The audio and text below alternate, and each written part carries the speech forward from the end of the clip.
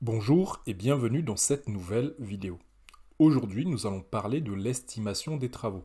Il faut que vous sachiez que quand vous allez visiter avec un agent immobilier, il y a des travaux qui vont compter et il y a d'autres travaux qui ne vont pas compter. Vous n'allez pas forcément avoir envie de faire les mêmes choses que lui. Vous n'allez pas forcément avoir envie d'avoir les mêmes finitions. C'est pour ça que c'est important de prendre le devis que va vous transmettre l'agent immobilier. Donc ça, quand il fait ça, c'est top parce qu'il fait son travail. Il ne fait pas que ouvrir des portes. Mais dans la plupart des cas, vous n'allez pas avoir de devis travaux qui a été réalisé pour une maison. Par exemple, vous voulez abattre une cloison, vous voulez refaire la salle de bain, ou vous voulez carrément changer le sol. C'est des informations que vous ne pouvez pas avoir rapidement. Pourquoi? Parce qu'il faut que vous appeliez un professionnel, qu'il accepte de se déplacer pour venir faire un devis, et ensuite qu'il vous transmette le devis. Quand vous êtes dans des marchés tendus en matière d'immobilier, vous avez besoin d'aller vite. Vous avez besoin de faire une offre cohérente, de faire une offre sensée. C'est la raison pour laquelle c'est important que vous sachiez concrètement combien vont coûter les travaux. Alors, l'outil qu'à titre personnel, j'adore utiliser pour avoir des estimations et comme ça, je peux me projeter rapidement sur une affaire. N'ayant pas de formation en bâtiment, j'ai quand même besoin d'avoir un estimatif réaliste de ce que ça va coûter. Après, je ne cache pas, depuis le temps, j'ai appris le coût des travaux récurrents que j'ai à faire. Qu'à cela ne tienne, vous, en ligne, vous avez cet outil qui est très bien fait, c'est lamaisonsaintgobain.fr / estimation travaux. C'est vraiment extrêmement bien fait, et là, c'est très intuitif. C'est-à-dire que vous pouvez décider, par exemple, de dire on rénove une pièce, donc salle de bain, cuisine ou salon, et là, vous allez voir que c'est vraiment génial. Vous pouvez bien sûr faire des choses plus compliquées, comme rénover complètement un appartement ou une maison. Ce que je vous propose, c'est typiquement de prendre la salle de bain, parce que c'est l'un des postes qui est le plus souvent refait par les gens, avec les cuisines. Imaginons que vous convoitiez un appartement, et que dans cet appartement-là, vous devez faire refaire la salle de bain. Donc, vous allez cliquer sur salle de bain. Là, vous allez rentrer la surface de la salle de bain. Donc, on va imaginer qu'on a une grande salle de bain de 8 mètres carrés.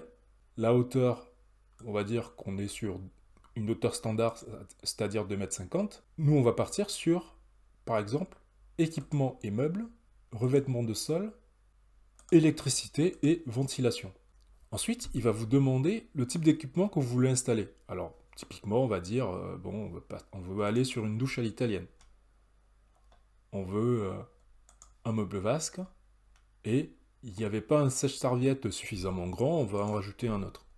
Donc, suivant. Question qui vous pose, et ça c'est vraiment très intéressant parce que c'est exactement comme ça que les artisans raisonnent. C'est-à-dire qu'ils vont raisonner en pose et dépose.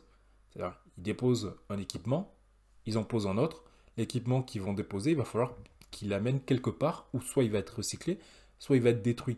Et tout ce temps passé, en fait, ils vont vous le facturer. Donc, y a-t-il des équipements retirés? Oui. On imagine qu'on a un bidet, qu'on a une douche, on a un meuble vasque, un lavabo et un sèche-serviette. Ensuite, il vous demande le revêtement de sol, par exemple, que vous voulez. Alors, on va opter pour un carrelage simple. Est-ce qu'il y a un revêtement de sol à retirer? On va dire oui. On imagine que par exemple on va imaginer par exemple que c'est du PVC. Ensuite, il demande le code postal. Bon, vous n'êtes pas obligé de rentrer le bon code postal, hein. Dans mon cas, par exemple, je n'habite pas Paris, mais je vais mettre 75002. Et là, miracle, vous avez un devis pour votre salle de bain.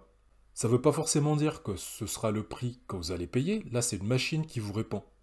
Et en gros, la manière dont elle fonctionne, c'est qu'elle va aller questionner les devis qu'ils ont dans une base de données qui vont vous permettre de savoir comment vous vous situez. Déjà, vous vous rendez compte que entre la fourchette basse et la fourchette haute, vous avez quand même 2300 € de différence, ce qui n'est pas rien.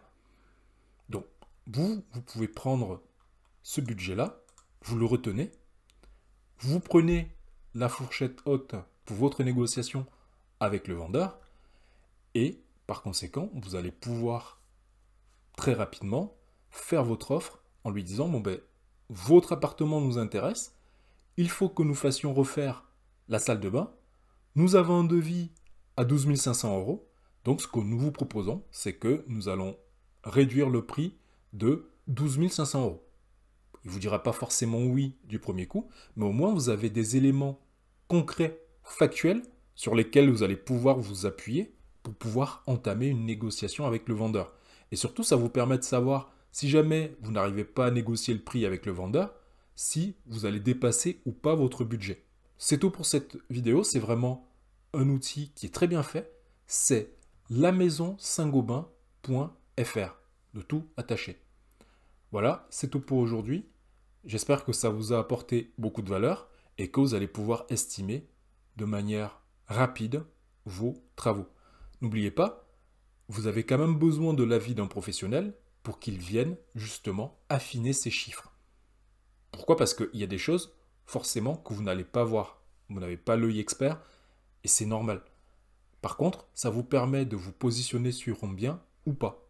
Parce que si jamais vous vous rendez compte que pour faire les travaux, il faut 30 000 € et que le bien il est déjà en limite de votre budget maximum, vous savez que c'est un bien sur lequel vous ne devez pas aller. Merci d'avoir regardé cette vidéo et puis je vous dis à la prochaine fois pour de nouvelles informations à très haute valeur ajoutée. Et comme toujours, à votre succès.